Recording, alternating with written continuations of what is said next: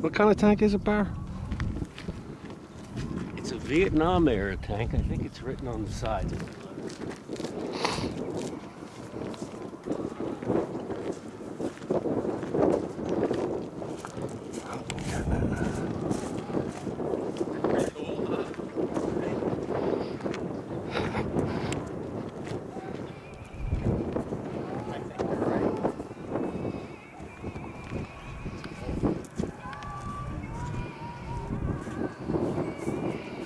Not positive, but I think it's an M60. M60? Abrams tank.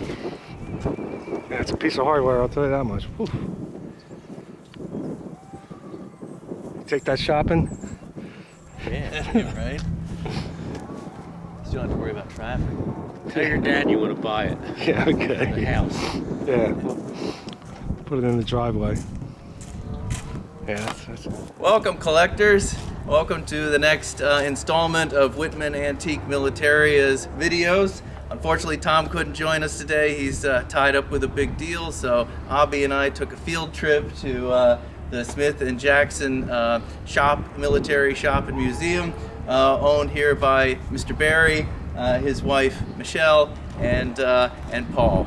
So thank you for joining us, and let's have a look inside and see what we can see.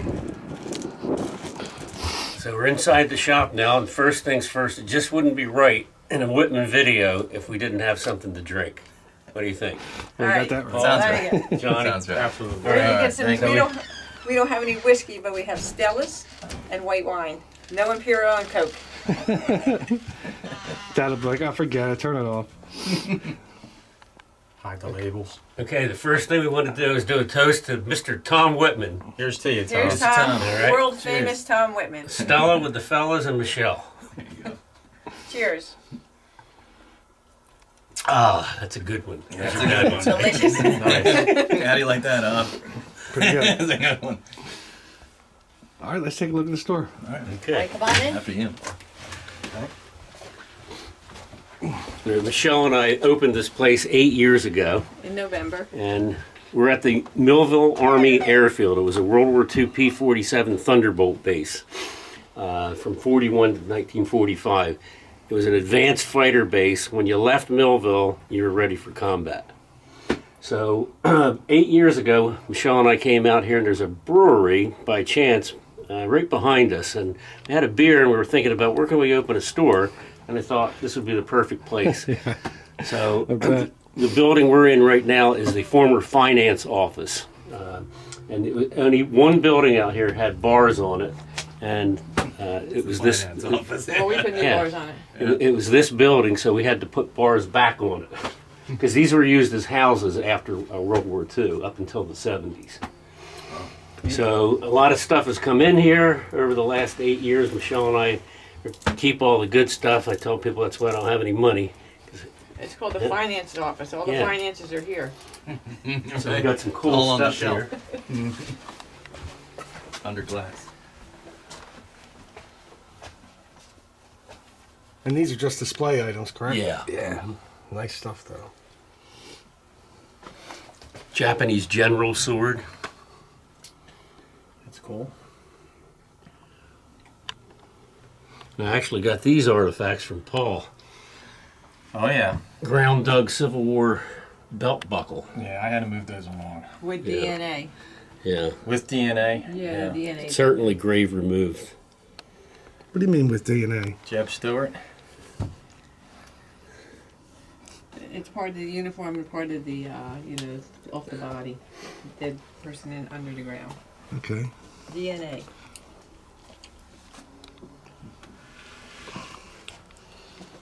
Did not arrive. All of our mannequins have names too. So this is our friend Robert Brooks Jackson. Okay. He was in the 45th Division, so he was a good friend of ours. He died like 5 years ago.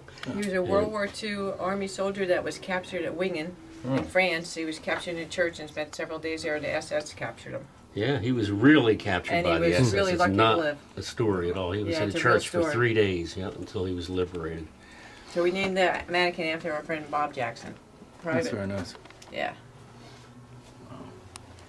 And you might ask about this painting here. It's actually a That's painting of a photograph. It's the crossing of the Rhine. I believe that was in March of '45. But it's a famous photo. A friend of ours is from Brazil, and he's an artist, as you can see. And it's interesting because in the original photo, this soldier here's face is completely washed out.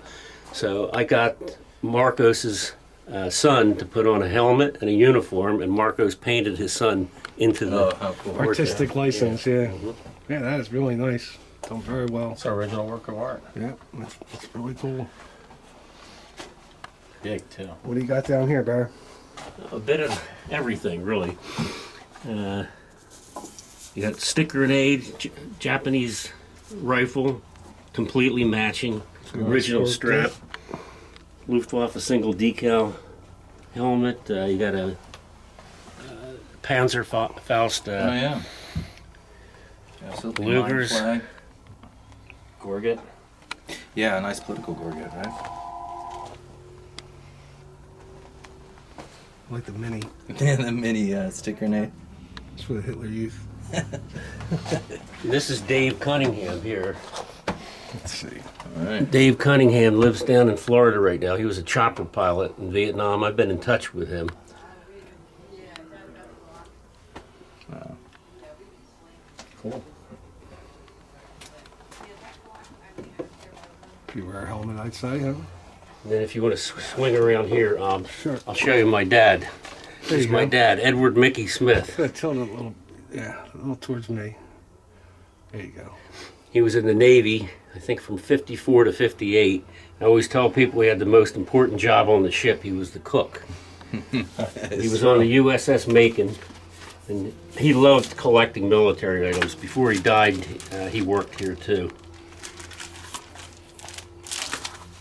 And that's his uniform, and there's a picture of the Macon, which he actually bought in the souvenir shop on the Macon. Wow. That's neat.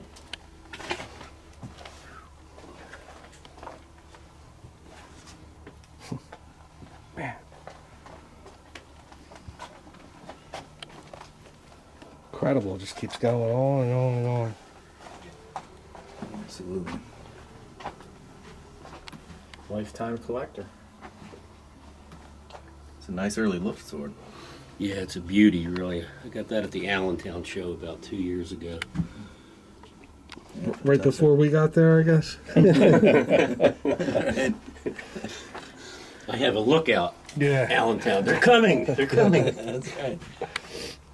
Did you do your dad? Yeah.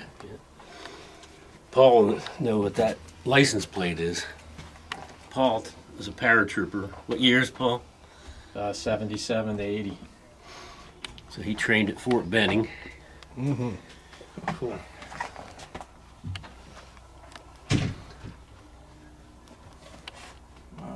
Then we have our Japanese soldier behind you, Okay. and in the uniform it had a name in it. So I wrote to my friend Shuichi Kamasada in Japan, and his name was Private Goemon Nakano. So, Where'd you get the uniform? believe it or not, Danny Griffin. Do a little plug for you there, Griffin Military. Mm-hmm. All Okay, right, we're so back. the U.S. Marine is named after my dad. It's Otto the Marine. And then over here we have a German mannequin, fully dressed like a World War II soldier would be in reproduction, everything but the gun. And his name is Hans. Hans is the German. That's all repro? It looks great. Yeah, it's all repros. Most of it is, yeah. Except for the gun. Except the belt and buckle, I think.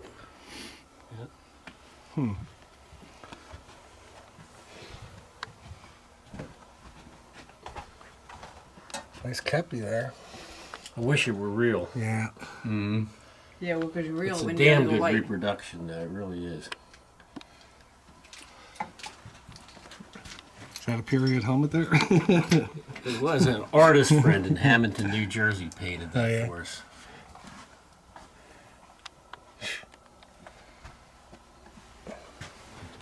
And the Marine and G.I. Joe here. That's cool. Came from I. Goldberg. A lot of you collectors probably have heard of I. Goldberg. They were famous after World War One. They bought up all this Army surplus, and the guy died, I think, in the 80s, and the granddaughter was running it up until about 5 years ago. But we got the phone call. You cannot believe how much stuff was there. Warehouses full of military items. Cool pieces. Nothing really rare. But these are out front of the store, the Marine and G.I. Joe, so we were able to buy them. And the big grenade, Yeah. grenade over there. Here, I got to show them that. Life-size hand grenade. You can blow yourself up. Yeah. Bigger than Barry. Half the airport. Don't, Barry, don't pull the pin. Yeah, that'll do it. Check that as your luggage. That's like a couple lifetimes for some folks. Oh my God, there's a lot in there, but it's great stuff. This is a good cabinet. I like that Belgian high power. There we go, the other one. Got some daggers. So you're just showing this stuff off, huh? What a jet. Yeah. Just a tease. Yeah, it's tough to get in there though, but do what I can. You want me to open these? Do it over? Or It's okay. like side to side? Like that? Yeah, that's fine. How's that? Might be better. Yeah. You can delete the blur. Wow. Some minty essays there. Tagged SA. Yeah. Did you see You the probably essay with the recognize tag? that, Yeah, it's a DR spoon. great. Yeah, it's off the Goering train. Yeah. The number's on it. I forget what train it was on. Yeah, I like that. I like the Beatles stub you got in there too. Yeah, we bought that from actually a Vietnam vet that we have his uniform in the other room. And that's a story in itself. We should show you that. Yeah. That's very cool, and we should bring Noriega's uniform out. We have Noriega's uniform and some other cool pieces. I was telling Barry, I know a collector who was actually at that show when he was like 6 years old. At the Beatles. Yeah, at the Beatles Shea Stadium. Well, the guy that we bought that from was at that concert, and he took that picture. That's And he's a amazing. Vietnam vet, and we have his helmet and uniform. We're going to show it to you in a minute because it's unbelievable what happened to the guy in Vietnam. It's a story in itself. I told him we got the Beatles ticket from this Vietnam vet. Yeah. This is the guy who attended the Beatles concert. He was in Vietnam. What year was this? 1969. And what is it called, Paul? He was a combat engineer, or yeah. And he was in a armored vehicle with about a dozen other guys, and they jumped out when they went up to the front lines. And as soon as he got out, he said that he was hit in the chest and fell down. And he started screaming for his guys to come to him, and they came over to him, and he looked at him and said, "You know, I think I'm okay. I think I'm okay." Well, what happened was he had this cigarette lighter in his pocket, and you can see the bullet hole right here, too, where it struck the lighter. And you can see the dent in the lighter. Yeah, look And at that. what I liked that he said was that smoking saved his life. So keep on smoking, Ob. Yeah. His cousin stole it. And Ob, here we have Manuel Noriega's uniform. Shelle and I got this a couple years ago directly from the Marine who brought it back. His armored vehicle was stationed outside of Noriega's, I think it was called the Citadel, was it? And he got to go inside the house, and it was around Christmas time, I think of 1989. And he went in the house and he was told not to take anything from the house at all. He said there was drugs all over the place, piles of American money. But his mother, while he was staying at the house, happened to send him a package and had cookies in it. So our friend Jim, who lives in Vineland, New Jersey, again, he was a Marine, he wound up taking 2 of the uniforms. He kept one. Michelle and I were able to buy the other. You can see it's totally unworn. If you look at any photos on the internet of Noriega, you'll see the exact same insignia that's on this uniform. Let me see the inside tag. It's a cheesy tag. Here's his pants too. It is a cheesy tag. Yeah. And his Hold his pants. pants I didn't think he was that big. Yeah. Yeah, that's great. And Jim was featured in Soldier of Fortune magazine. And also Leatherneck magazine, Marine Corps magazine. About to capture Noriega's uniform in Yeah. those two And magazines. Jim was one of the people blasting music into the Citadel. And I said, well, what kind of songs were you playing? And he told me they played Panama by Van Halen. Great. Is that your friend back there, Barry? He's Yeah, been dieting. Its name is Slim. See, Yeah. you think it'd be called Fats, but you know. This cannon? Yeah, we just got that. It was used in Civil War reenactment about 40 years ago. Oh, that's cool.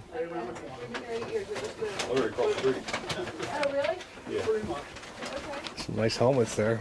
Yeah. They're ones that are dug out of Eastern Europe, and somebody made dioramas and put them in the middle of Oh, them. that's cool, isn't it? Can't really see them, but.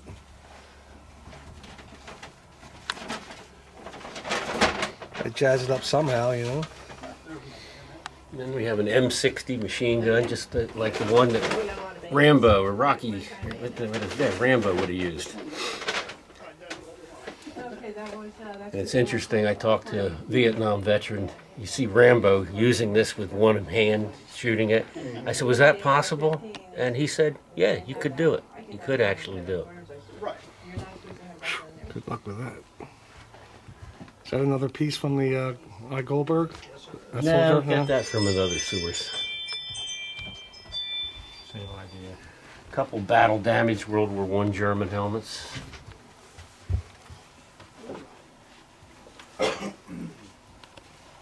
Lots of uniforms too. Boy. Oh, here's your buddy Slim. That's strong.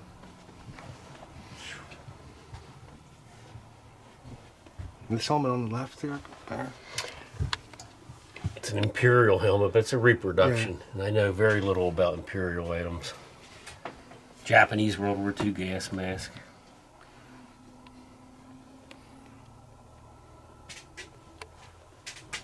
How about the Railway Eagle? I wish it were real, but it's Yeah. not. A lot of people come in here wanting to buy it. Yeah, they're tough to tell. Let's take a look back here.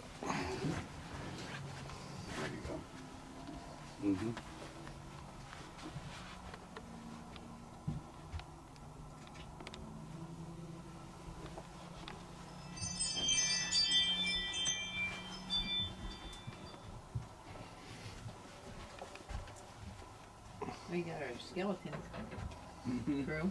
Yeah, look at that. Yeah, that was great. This is a, believe it or not, this is a pellet rifle. Is it really? Yeah, this shoots pellets. It's kind of cool looking. It looks real like tactical and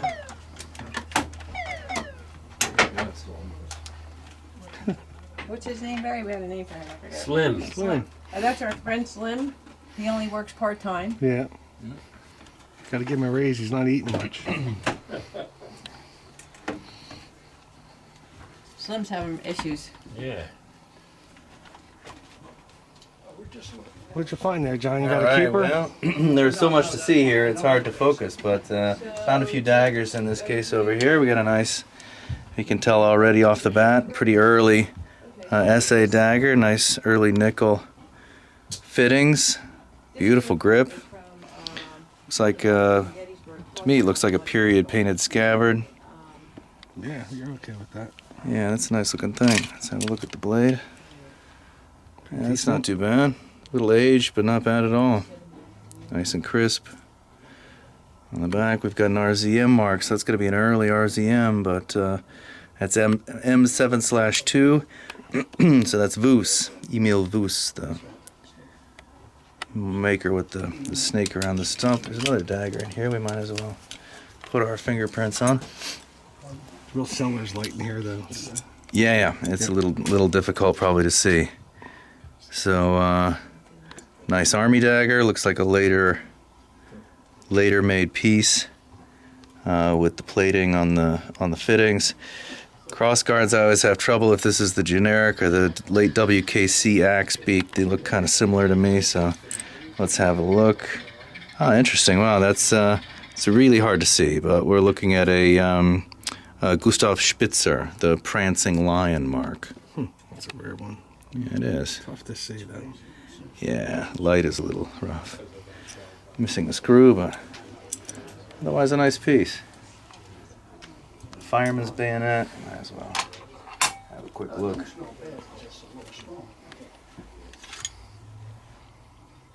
Cool. Nice, clean, unmarked fireman's bayonet. Those are quite collectible as well. There are collectors out there who just Good price.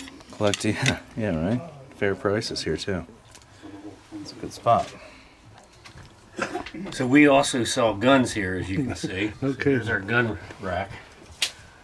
I don't know how many. Michelle, how many do we have in inventory right now? Like about 300. Yeah, 300. We try to concentrate on military guns, especially World War II. But we buy everything. Anything that comes in, we'll buy it. And here's another picture of my dad. He'll be gone 4 years in March. Here he is with Arlie Army of mail call fame. Oh yeah. Great guy, really, really nice. He's gone now, unfortunately. Here's a picture of me, I don't know how many years ago. I said to him, hey, would you come out from behind your table and point your finger at me? And he said, I'll do better than that, son. And he came out and he started choking me. And he says, I'm probably the only person people come up to and say, hey, will you choke me? I suppose that's true. Here's a picture of my great-great-grandfather, William Walton Hughley. He was from Washington, Georgia, 37th Georgia Infantry. And we had money at one time, but the Confederates lost the war, so. But he did survive the war. What do you got there, Bear? All right, you ready, Rob? Yeah. Okay, this is one of the coolest things that ever walked into this shop. It was about a year after we opened, so like 7 years ago. Guy came in here, and I think he had cancer or some serious illness, and he was a Civil War collector.